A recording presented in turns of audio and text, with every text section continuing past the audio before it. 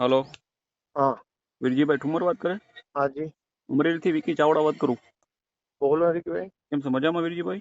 એકદમ મજામાં. આપનો ફોન એટલા માટે કર્યો છે હા કે લાઠી તાલુકાનું ઝરખિયા ગામ છે, ખ્યાલ છે ને આપણો, જે અનુસૂચિત જાતિ દીકરાનું હા મર્ડર થઈ ગયું, હા એમાં તમારા પાયલબેન ગોટી માથે જે બનાવ બન્યો ત્યારે તમારી કોંગ્રેસ એકદમ સક્રિય હતી.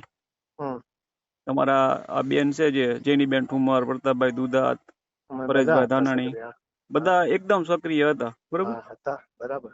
અને જયારે અનુસૂચિત જાતિના દીકરાનું મર્ડર થાય છે ત્યારે તમારા કોંગ્રેસ પાર્ટીના તમામ કાર્યકર્તાઓ એકદમ મૌન છે. અમને કોઈ મળવા જ નથી. ઓલામાં પાયલબેન નું કુટુંબ આખું 4 દિવસ અમારે ત્યાં મળવા આવ્યું હતું. એટલે પછી તમને અમે અમને તમને કૌશિકભાઈ તમને ઇન્વિટેશન આપવાનું કે દીકરાનું મર્ડર થઈ ઇન્વિટેશન ગયું, ની નો હોય એવી વાત નથી. બધા તો ઇન્વિટેશન તમે તો કોઈ કયો હું મળવા બનાવ નથી બન્યો આવ્યા.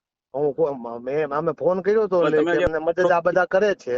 એ તમને, આપણે રૂબરૂ મળો, ચર્ચા કરીએ. પણ તમને આ તમે જેમ કહો એટલે હું દીકરાનું મર્ડર, ના તો પણ રજૂઆત એને શું છે કે કોઈ કેવા એટલે આખા હું ગુજરાતને બનાવ છે. હવે ભાઈ તમારો જિગ્નેશભાઈ મેવાણી છે, બરોબર?